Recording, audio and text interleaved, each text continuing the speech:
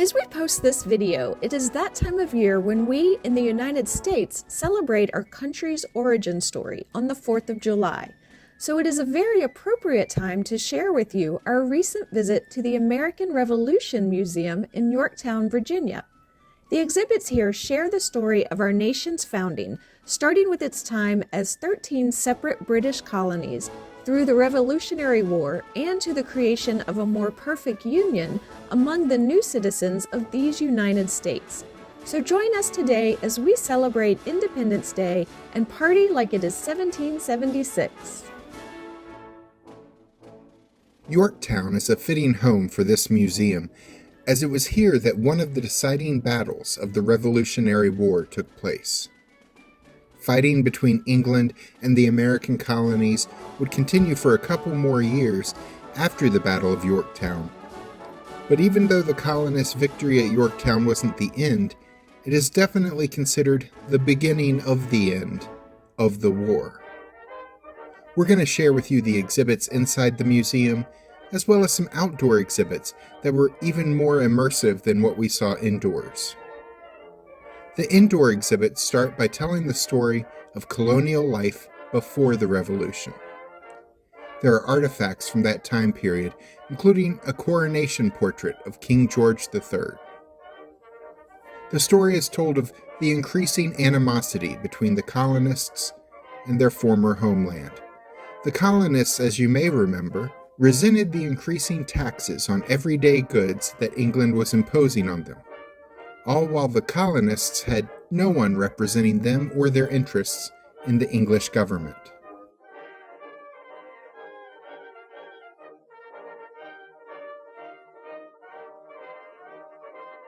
There's exhibits about two early American victories in the war, the 1775 Battle of Great Bridge, which took place an hour or so away from Yorktown, Virginia, and the 1777 Battle of Saratoga in New York.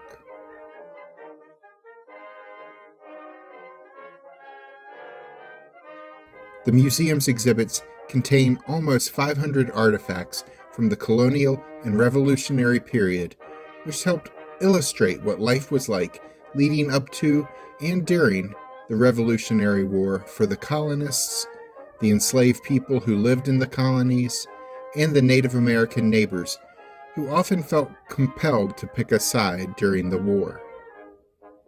Along the way, they also have recreations of the uniforms worn by the colonists, the British troops, the French soldiers who came to assist the colonists in the Revolution, as they still felt bitter about losing the French and Indian War to the British. And also the uniforms worn by enslaved African Americans fighting in the war. You can even try some of these uniforms on and get your photo taken in period costume if you'd like. They also have replicas of the swords used by the colonists, the British, and the French that you can pick up and compare the weight of each. They were heavier than we expected.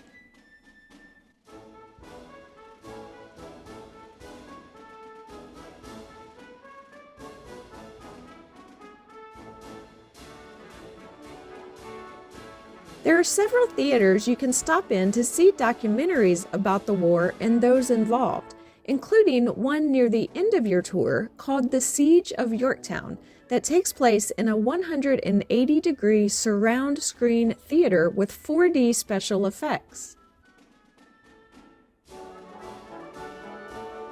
From there, the museum tells the story of the new nation that is built once the colonists, with the help of the French, achieve victory.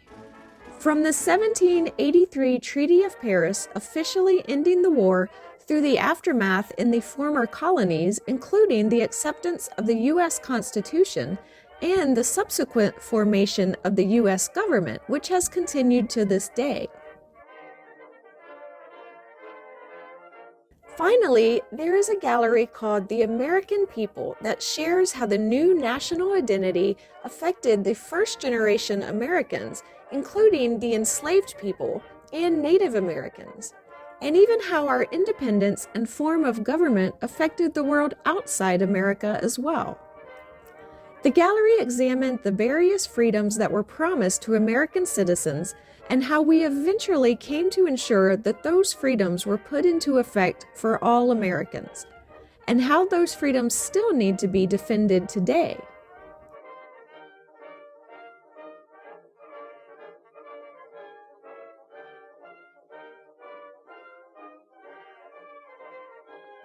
We're about to head out to look at the outdoor exhibits, but if you're enjoying this tour, please help us out by clicking the like button to register your positive vibes. We appreciate the support. And stay tuned because last year we visited the battlefield where the Battle of Yorktown took place.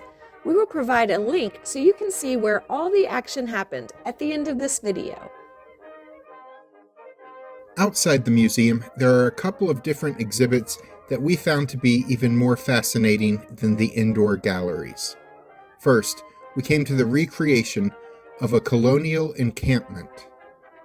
There were interpreters in historical dress showing visitors around the camp and discussing the daily lives of soldiers in the camp. There were tents of both soldiers and recreations of captains' quarters as well. The captains had noticeably nicer accommodations than the soldiers, who would sleep on hay on the ground in their tents. There was also an example of what a colonel's quarters looked like, which had plenty of room for meeting with other officers.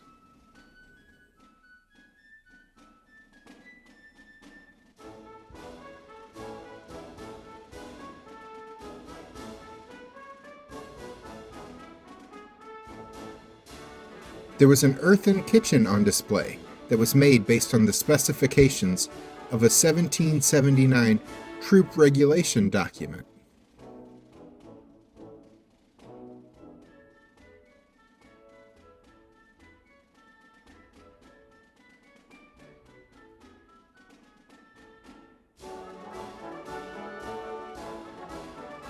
There was a surgeon's tent with several tools of his trade on display.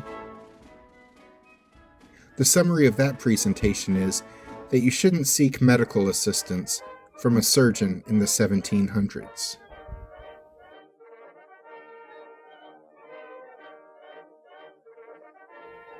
There were some examples of games that soldiers would use to pass the time when not at work in the camp.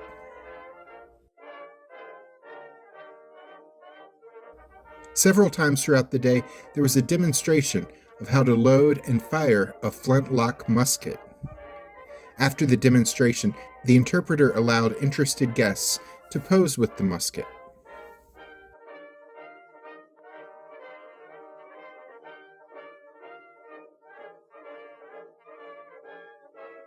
And once a day, in the summer, there's a cannon firing demonstration in an amphitheater in the area, but we missed that demonstration on our visit. From there, we made our way to the next outdoor exhibit of a Revolution-era farm. This recreation is based on the farm of Edward Moss, a farmer in the Yorktown area during the time of the war. His family farm is used as an example, as they found documentation they could use to recreate his farm in county records of the time. We walked through the farm's fruit orchard as we made our way to the wooden farmhouse with 2 brick chimneys.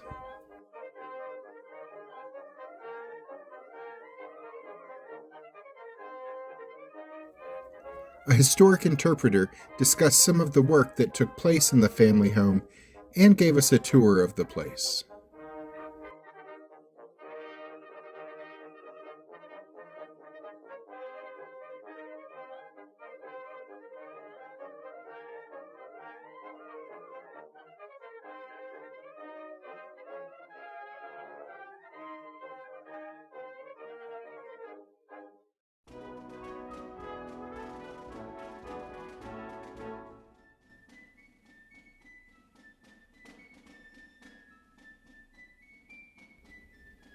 The farmhouse had a separate kitchen, as was usually the case at the time.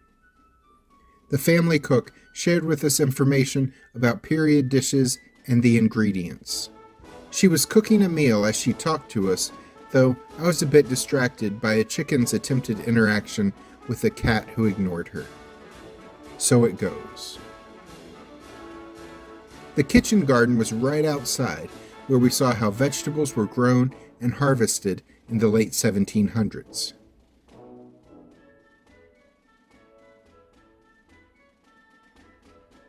The gardener's tool shed was nearby.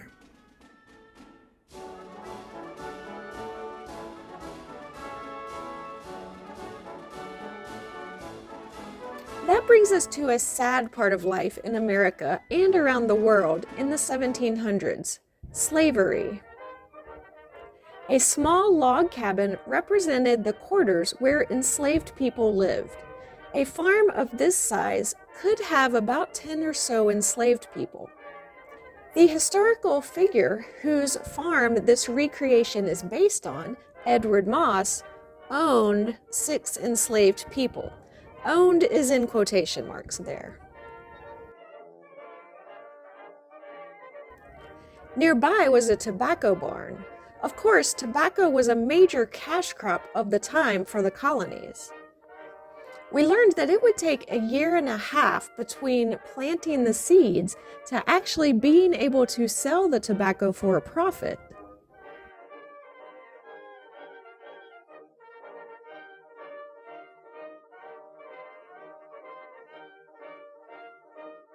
And with that, we head back inside where the experience ends in the gift shop, which had a lot of interesting souvenirs and a number of books that looked interesting that I would love to read. Current ticket prices at the American Revolution Museum at Yorktown are $18 per adult and $9 per child. They also sell combination tickets that will get you entry to the nearby Jamestown settlement in addition to this museum for $20 per adult, or a historic triangle ticket that includes the museum, the Jamestown settlement, the Yorktown battlefield, and all of Colonial Williamsburg's historic sites for $119 per adult. Those tickets are good for 7 days because you're going to need several days to take in all of these sites, which are a short drive away from each other. But if you are a history buff, we strongly recommend it. Click the link at the end of this video to see our visit to the Yorktown battlefield last summer, or check out our recent visit to Fort Dobbs, a North Carolina fort built during the French and Indian War. I'm Alice. And I'm Jack. Be sure to click the subscribe button and the notification bell so we can see you the next time we're traveling through history.